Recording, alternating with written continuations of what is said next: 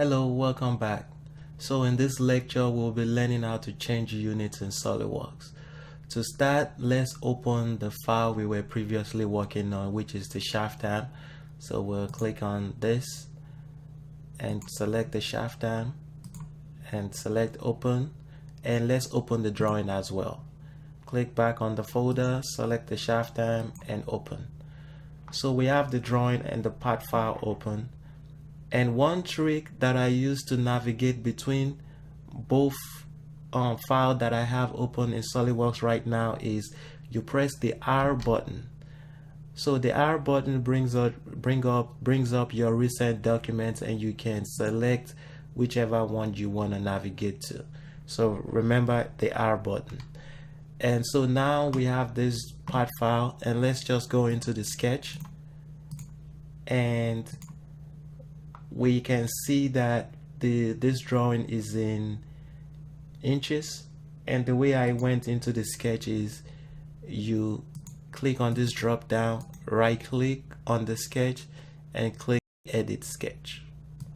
So that's how I get into this scene, and that's how you get into the edit sketch mode. And now we can see the sketch is in inches, so we want to change it to millimeters. So what we do is click this options box up here. We want to go into document properties, units, and inches we want to change it to millimeter. And over here you can change how many decimal places you want it and the angle and all that stuff, and you'll click OK.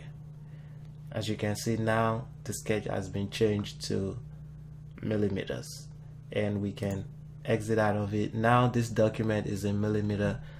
Let's press the R button and select the drawing. The drawing is also in inches. We want to go back into the document, the options again, document properties, units, select millimeter, click OK. As you can see, the unit has changed to millimeters. That is pretty much how you change units in SolidWorks. Remember, options, document properties, units. Thank you, and I will see you in the next lecture. Bye.